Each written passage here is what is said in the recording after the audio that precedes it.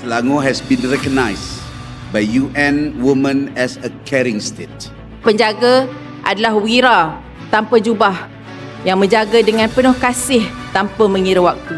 Harus akui bahawa di sebalik setiap keluarga yang sihat, adanya penjaga yang menjadi tulang belakang yang mendokong sama ada jururawat, pekerja sosial maupun ahli keluarga sendiri. Mereka inilah wira yang tidak kelihatan, namun pengorbanan dan sumbangan mereka amat besar nilainya. Mantan mereka memilih untuk beri perhatian kepada anak. Intervention dan juga sokong. Dia orang mengajar juga Terapi school qualify dan untuk membawa boleh jadikan model atas apa jua mengisi kekosongan. that's one humanized technology.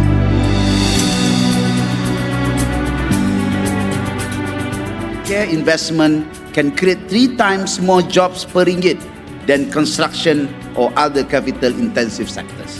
Dengan tagline We Care, Stronger Together, Selangor Care Network merupakan rangkaian strategik antara kerajaan, NGO, akademik, badan pemikir, badan antarabangsa, sektor swasta, penjaga serta semua yang ingin memberi sumbangan terhadap penjagaan.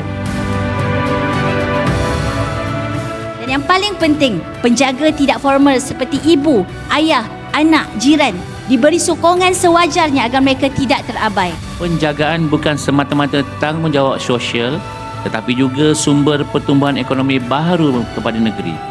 When we fund care, we are not spending more, we are investing smarter and for the future.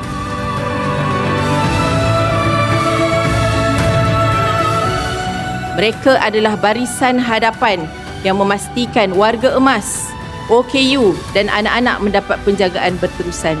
Care ultimately is the bridge between ambitions and humanity.